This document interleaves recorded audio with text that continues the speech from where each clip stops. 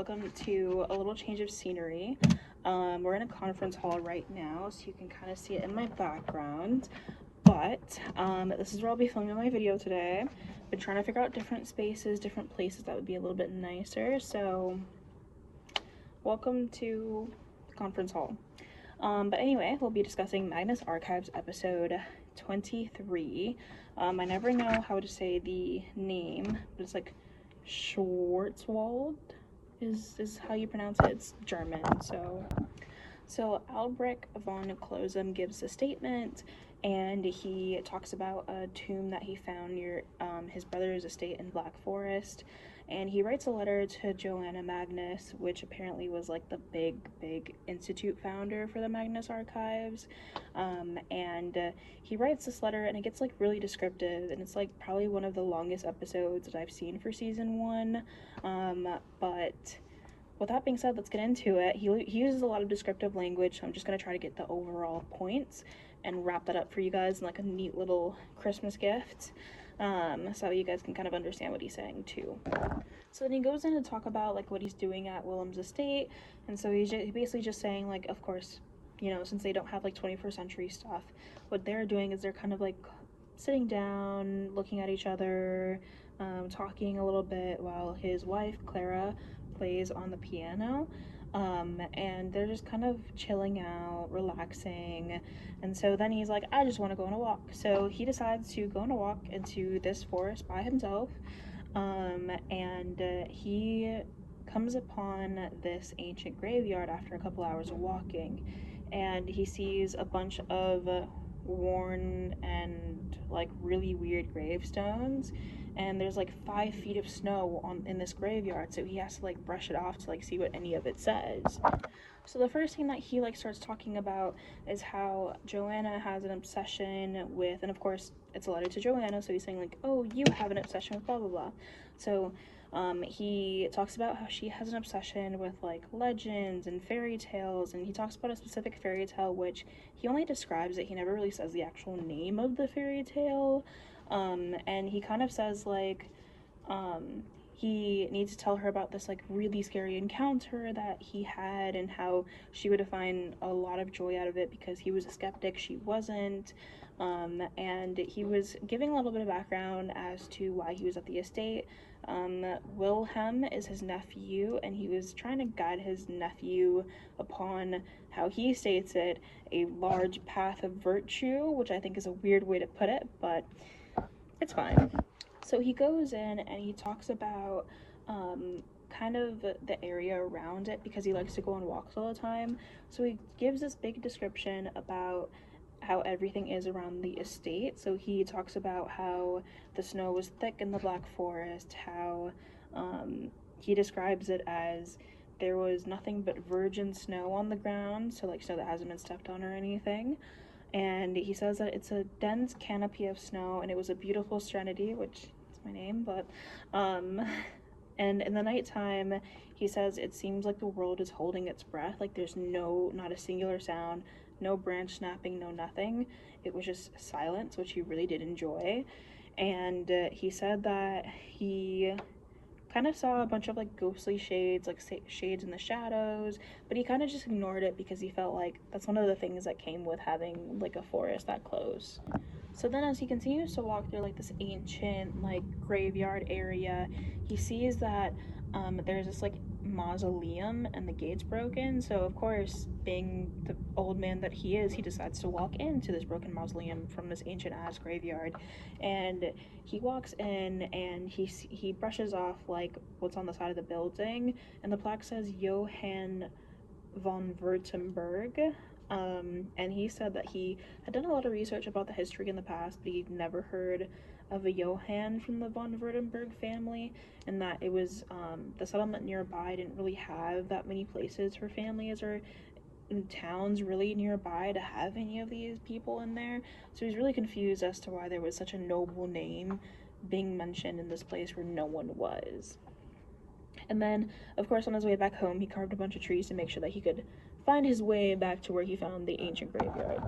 So then, of course, upon arriving home, he decides to ask Willem if he has ever seen or known of a graveyard. And of course, Will says, "No, I haven't like explored the grounds. I can't hunt, so what's the point of exploring anything that's around me, even though I own all of it?" So that was no use to him. And the next day, he asked both of them if they wanted to come with him to go see this ancient graveyard, and they both said no. And he goes by himself, and he revisits it, and he realizes like there's no new snow on the ground, no more verdant snow that he likes to say. And he sees a figure watching him from the tree line while he was about to light a lantern. And so this guy, being this guy, he's of course going to be like, he like turns around and he approaches the man, and the man doesn't move, and he's just like, "Hello?" And the man that he approaches is wearing like this overcoat, and he's like super duper short, and he's like, "Oh well, he kind of looks like a groundskeeper, so I'm just gonna talk to him." And so I have a bunch of quotes from this dialogue because I thought it was really interesting. So the he greets the man, and the man says in a very low peasanty German accent, as he liked to put it, "Are you planning to explore the tomb?" And then the guy responded like, "Oh yeah, probably, but are you a groundskeeper?" And the guy just laughed at him and was like, "The crypt you sought was a dangerous place."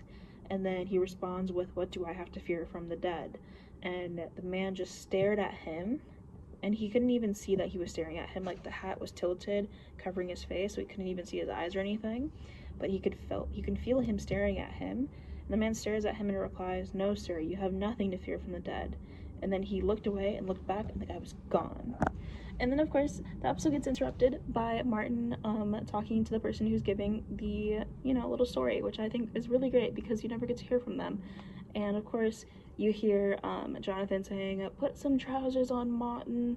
And then they kind of, like, have some dialogue back and forth, which is very funny. A nice little break from, like, the really long episode that it is. And he, kind of, like, chats him, and he's like, "Why are you here so late?" And of course Jonathan's like, "I want to do this early before it gets dark again."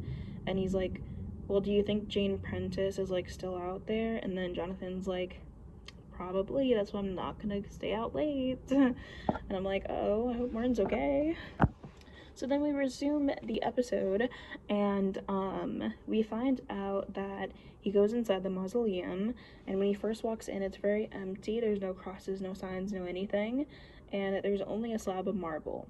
Then he's like, "Okay, that seems a bit weird." But then he saw that there was a staircase that was going down into like a deep abyss, and so he was like, "You know what? I'm gonna just walk down here with not a fear in the world." So that's what he did. He walked all the way down the stairs, which he said it felt like a century going all the way down there. And he felt like he was going deep into the earth, which the last time we heard this phrase, it was actually used in the cave diving episode, which I like to take a note of that. And he said that the passage went into a chamber which had another marble plaque, but on top of the plaque it had like a coffin, I believe is how they phrased it, and carved into it was Johann. So he found Johann's literal fucking coffin. And so as he's looking around while he's down there, he realizes that there's bookcases behind him, and he's like, "Oh, what are all these bookcases?" And he realizes that the bookcases are all rotten books that, like, when he tried to move one of them, all of them off the shelf started moving. So he was like, "This is really weird."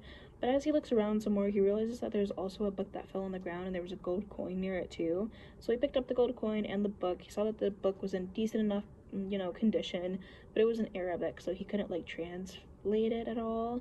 So he grabbed the book and he grabbed the coin, and he was like, "All right, well, I'm just gonna take it home and I'm gonna review it."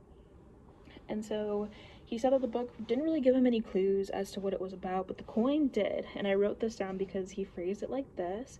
And he said that on one side of the coin, it had a man with long hair, and it was written on it JW 1279, which the year 1279. And then on the other side of the coin, there was 3 words that were in German, which he did try to pronounce, but I wasn't gonna like try to write down what it said. And then as he's looking over these things, he said that Hilda had came and approached him, which was one of the serving girls, and was like, "Hey, I heard that you were talking about the graveyards." And he was like, "Yeah, and she was like, "Well, I have a story for you." And apparently there was an old man named Tobias Tobias Kalla, and he said that he lived 80 years old, but he told a story about how him and his friends used to play this game called Johann Steps. And him and a bunch of group of friends would go over to the steps in the crypt, and the game was try to get as far down as you can into the crypt before you saw it or it saw you, and then you would have to run back up the steps as fast as you could before it could catch you, which is fucking crazy. He turns around and he sees this guy from the cemetery that he thought was the groundskeeper, and he sees him and he's like, what the fuck? And so the guy has his hat off, and sorry guys for that little face, it was, my phone was on like dead. So he had his hat off, his head was bald, and then where his eyes were, there were no eye sockets, so like his eyes were gone, like they were just gone. And so like he like stumbled as soon as he saw him, and like he was trying to back away, but then the guy tried to reach down to him and he said something, but he couldn't hear it because he was that freaked out. And so then he like snaps his head up, and then he like hears something, and then he just vanishes like that. And everyone's like, what the fuck? So he walks back to the house and he tells Clara, wrap it all up, we're leaving, like right now. And then that's the end of his statement, clarifying the statement too that the coin went missing, but he does still have the book as well. So he wants to figure out the different things from the book.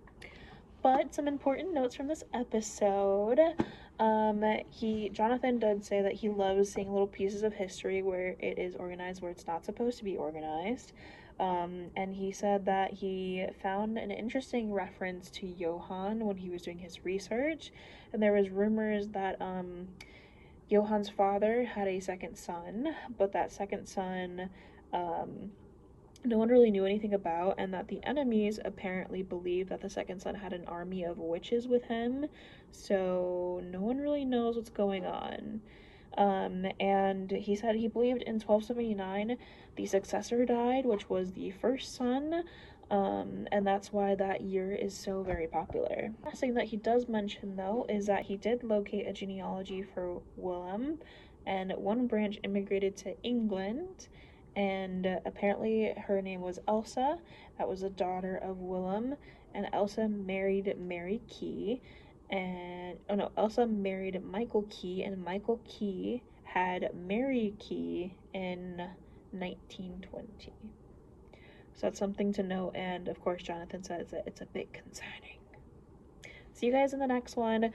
Thank you guys for waiting so long for this episode. I was trying to figure out different places to kind of go and, you know, film some episodes that weren't just my house.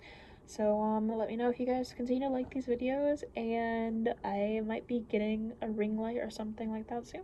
So then he also weirdly explains that one of the other sources that he found was in Grimm Tales, and it was in Grimm Tales Unexplained Deaths, and apparently this man named Rudolf Ziegler, he worked in service in Wilhelm's estate, and apparently he died in 1816. And apparently Wilhelm was investigated for quite some time because there was a bunch of wounds all over Mr. Ziegler's body, and they finally found out that it couldn't have been Wilhelm because the capacity of human violence was just beyond. So it could not have been done by a human, it had to be done by something else. So they just, you know, converted it up to an animal attack. But there was no mention of the person who gave the statement or the book, so no one knows where it went. Yeah,